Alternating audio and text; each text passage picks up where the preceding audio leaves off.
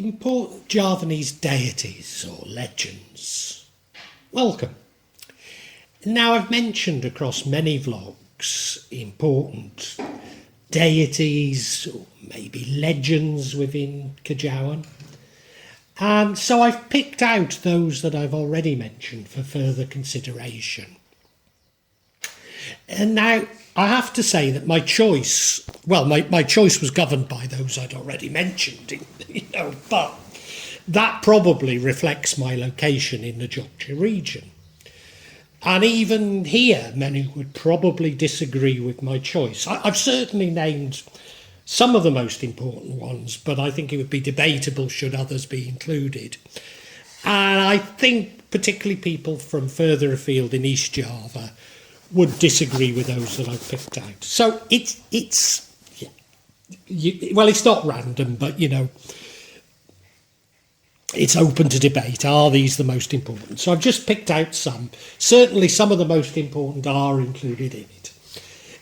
In the main, they would not be seen as gods, so I call them deities, but they'd not be seen as gods to Kejawen believers, who in the main are monotheistic. But they would be considered to have strong paranormal powers and therefore are often invoked in magic. Now, you might have heard me say this before, and why is that? Well, anything that is deified will have a power. It doesn't even matter if it's not real, if it's an imaginary legend with no substance to it, although I think all probably do have some substance. But it doesn't matter, and that is the sum total of the power devoted to them will give them power of their own right. So that's the reason for it. So even people like me who don't really use magic maybe will have some statues of these deities or depictions of them in their homes. Others may even pray through them occasionally. So the sort of relationship to Kejawen is it's not easy to define. It's somewhat complex because of Kejawen is made up of an ulama. It is the sum total of its believers, rather than there being a holy scripture or a leader. You can't say it is definitely this or it is definitely that. Nevertheless, why don't we talk about them? I'm waffling enough, aren't I? Nyai Roro Kidul. I think Nyai Roro Kidul is the most important. You could argue Semar is, but I've gone for Nyai Roro Kidul. And she's thought to be the spiritual protector and consort of the Mataram Sultans. So Panambanam Senapati meditated on the beach at Parankasumu, and on seeing him, Nyai Roro Kidul rose from the sea and fell in love with Senapati, promising to establish the Mataram Sultanate. However, to the Sunda people, she's called Ratu Laut Selatan, meaning Queen of the Southern Seas, or originally Dewi Kadita, the beautiful princess of the Pajararan kingdom, who fled to the sea after a rival used black magic against her. In parts of East Java, the seahorse is often associated with Nyai Roro Kidul. And you will see seahorse sort of ornaments devoted to her. Now, I say she helped to establish the Mataram Sultanate, but it's believed that she was assisted by the main saint of Kejawen, Sunan Kali Jaga. Now, I've already done a vlog on the Wali Songo, or the Sunan, where I talk about Sunan Kali Jaga. And yet, she's to this day is believed to consort with the Mataram Sultans.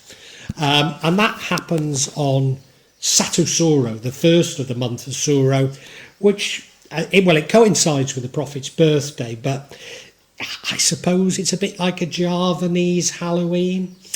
And it's believed that anyone marrying on this day, which indeed I did, will be beset with misfortune. But should they overcome this misfortune, then they will be absolutely blessed by Nyai Roro Kidul. Now, Nyai Roro Kidul is said to have an eye for, and therefore take young men, particularly if they're wearing bluey green and aqua green, which is thought to be her colour, on the beaches of southern, I was going to say Java, but probably southern Indonesia. Of course, it's almost certainly the strong and unpredictable currents of the southern seas that lead so many to their death on Indonesia's southern coastlines. But even those who know this refuse to wear green on the beach. And now the Grand Bali Beach Hotel in Sanur has a suite in honour of Nyai Roro Kidul that President Sukarno built. And this hotel is meant to have been razed by fire, leaving only Nyai Roro Kidul's suite intact. Interestingly, an identical story is told about the Samudara Beach Hotel in Pelambuhan Ratu in Java Barat. Like so many of these Kejawen legends, there seems to be a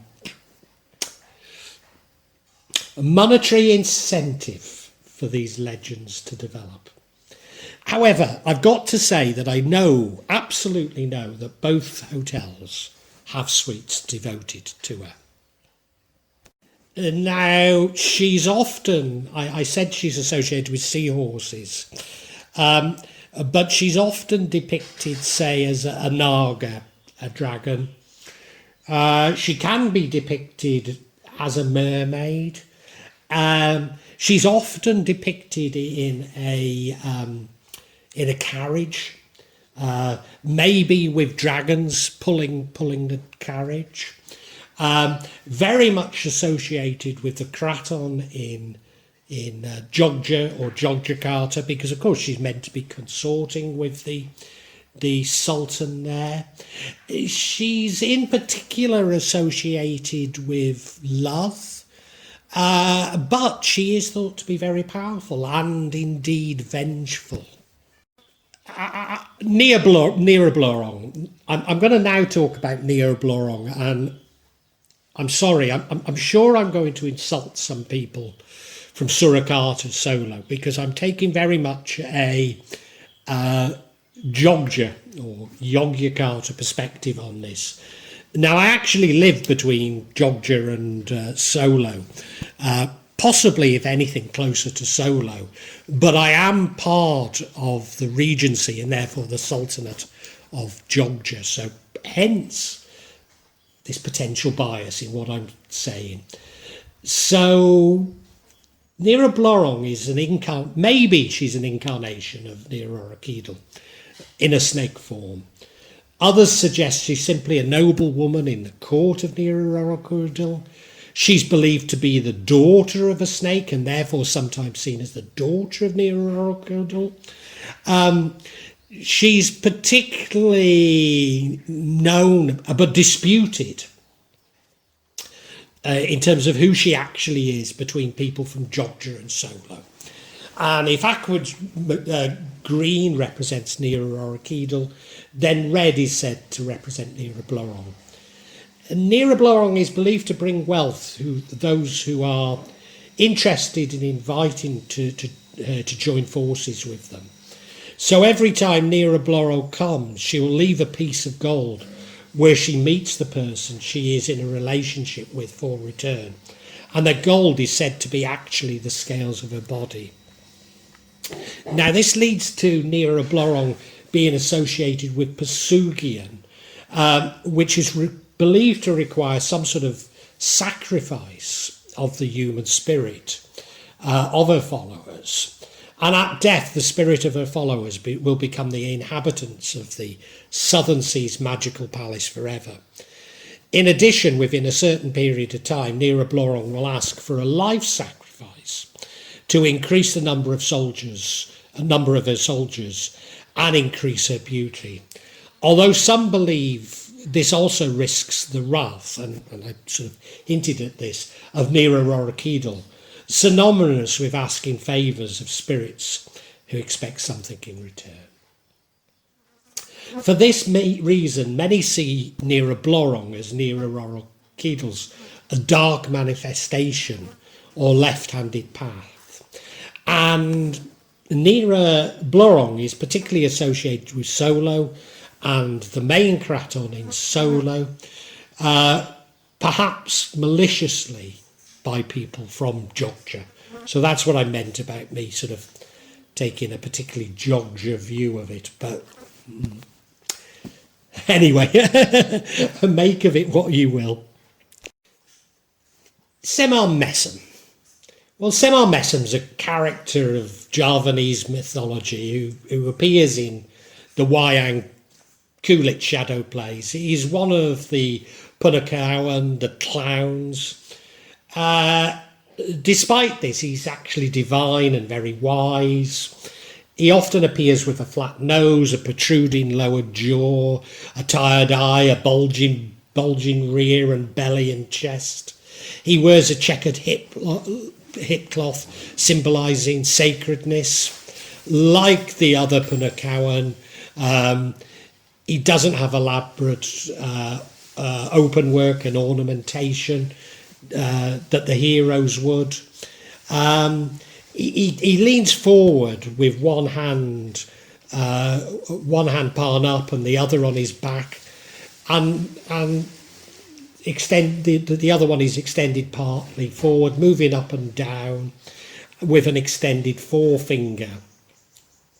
By tradition, he has three sons, who are the other Punakawan in Wayang, Gareng Petruk and Bagong. In some Wayangs, he has a brother Togog or Hang Atanga, who is the servant clown of this hero. Often in Wayang, Semar appears making the most ridiculous claims and predictions. And the interesting thing is, by the end, he's always proved correct. And this sort of idea has been incorporated into modern Cinetron soap operas, with premen or gangsters taking on a Semar Mesem type role, not dissimilar to the role of Falstaff in Shakespeare. Now he's the Dangan, the guardian spirit of Java. This is what makes him so important, and is regarded by some as the most sacred figure of the Wayang set. He's said to be the god Sanghyang Isyama in the human form, and there's a low rectangle chandi on the Dieng plateau known as Chandi Semar, although probably it was originally a treasury, and is generally assumed by scholars that it was a name given to a temple centuries after its erection. Many Kejawen believers, however, see him as reminding them not to abandon their Buddhist philosophy. In magic, the Semar character, he's attributed with special powers, which are invoked when casting spells, but especially again related to love and indeed protection, particularly if you're Javanese. But because he's believed to be the founder of Java and protect the Javanese, hence the sort of mystical connections, he's therefore often depicted on Jimat amulets and Chris, the wavy knife that you've seen me talk about and use. Daryshree, I suppose we're now getting to the ones that are more debatable. Daryshree is the pre-Islamic goddess of rice and fertility. She's believed to have domain over rice, the staple food of Indonesians, who have a phrase, or particularly the Javanese, rice is life. Hence life, wealth and prosperity, because, if rice is life, then it's everything. Most especially rice surpluses for the wealth of the kingdoms of Java, including the Sunda, the Majapahit and the Mataram. And their inverse, the poverty, famine, hunger and disease to a certain extent. She's associated with the rice paddy snake, the ula sawa. She's therefore used by Javanese farmers to ensure a good rice harvest, and Duke and shaman to assure health and good fortune. Worshippers may offer token food offerings and pray to Daryshree so she might grant health and prosperity to their families. Daryshree is always depicted as youthful, beautiful, slim, but curvaceous woman with stylised facial features,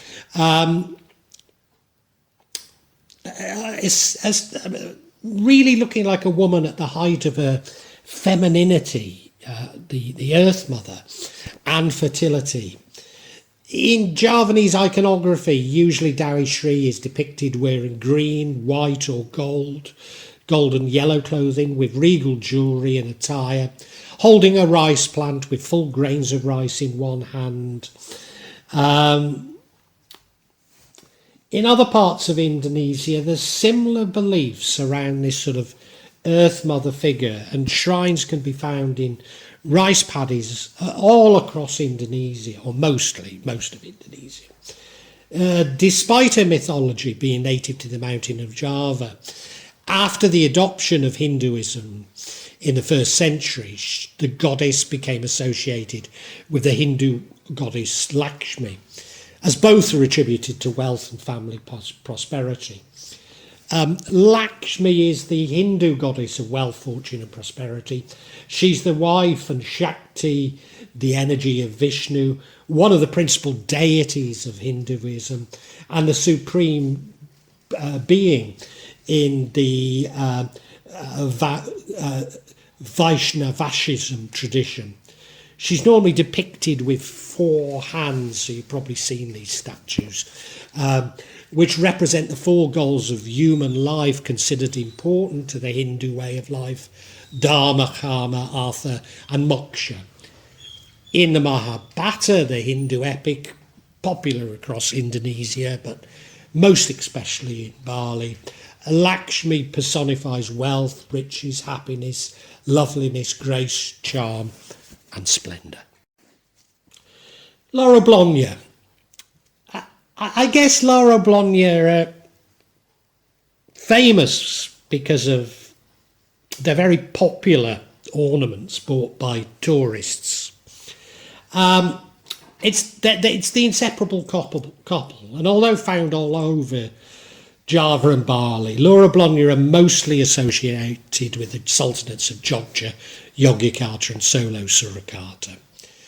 And now traditionally these statues, or the statues of them, are placed on the bed of a couple who are about to be married. Following the marriage, the statues are then used as ornaments in the home. In Jogja, it's traditional for the woman to be placed on the right, and in Solo, the male. Laura Blogna were once a very, very prominent part of Javanese culture, with sacred values and a significant role within the Javanese wedding ceremonies. However, over time, these properties of the statues have slowly been lost. And really, they're more ornaments, they're more decorations than anything. They are believed to bring good luck to the marriage, but I think their true meanings have been lost over time. Some people believe that the statues represent Daryshree, who we've spoken about, the fertility goddess, and her consort, Sadono. Rosa Jongren. Now, this is the final one I want to talk about, and I guess possibly the least important. I'm not sure. As I say, it's completely open to debate, but the legend of Roro Jongren, the slender maiden, is popular amongst Javanese people. particularly people from central Java, Jogja. And it's the story of love and betrayal of the warrior and the cursed princess. It also explains the mystical origin of Ratu Boko Palace and the Seyu Temple and the Durga statue in Pranambanam temple compound. Although the temple itself dates back from the 9th century and the legend was probably composed much later, maybe during the Mataram Sultans. The legend, it tells the story of two ancient and neighbouring kingdoms in Java, Penging and Boko. And the story relates to Prabu Boko and his desire to expand his kingdom. His forces landed a surprise attack on Penging, and the war caused devastation and famine for both sides. In order to defeat the invaders, Prabu Damar Moyo sent his son Badung Bodasoyo to fight Prabu Boko, and after a furious battle, Prabu Boko was killed by the prince's supernatural or paranormal powers. Returning to the Boko palace, Pati Gupolu told Princess Roro Jongren of the death of her father, and she was heartbroken. But before she could recover from her grief, the Penang army besieged and captured the palace. Prince Bandung Badasawa was mesmerised by her beauty and proposed her marriage, but she rejected him. She actually gave him sort of some things to do which were impossible. You don't need to know the details. But he ended up placing a curse on Roro Jongren, turning her into stone, and therefore she became a feature of the final temple in Pranambanam. She's therefore seen as a bad omen to those wishing to marry. And indeed, my Dukan brother-in-law told me and my wife, before we were married, that we would never marry because we had visited Prambanam together prior to being married. That's the legend. Of course, we got married. Was that just to prove our brother-in-law wrong? Probably not. Well, I really hope you've enjoyed this. Because these are real events, I can't say how regularly I'm going to be adding to this subsection. Because I don't know how often they're going to occur. But I would imagine that they'll be at least every couple of months, maybe monthly. Now, if you'd like to know when that's going to be, please subscribe and hit the button, and you'll get information on when new ones are released. I'd love you to make comments and ask questions, and if you do, I'll attempt to answer them as honestly as I can. I promise you that there's no attempt on this channel or this part of this channel of me. There'll be no attempt by me at any type of subterfuge. I'll try to be as honest and open as I possibly can be. Inevitably, there will be some of you who disagree with my interpretation, and we can agree to disagree. But what you're seeing is real stuff here. What I'd love you to do, if you enjoyed this, is look at my other sections. Particularly, I've written novels about magic in Java, and they contain much more information in them, especially me trying to understand the theories of magic, the psychology of it, and I try and intersperse them with a sort of spiritual dimension. Anyway, thank you so much for watching, and God bless you.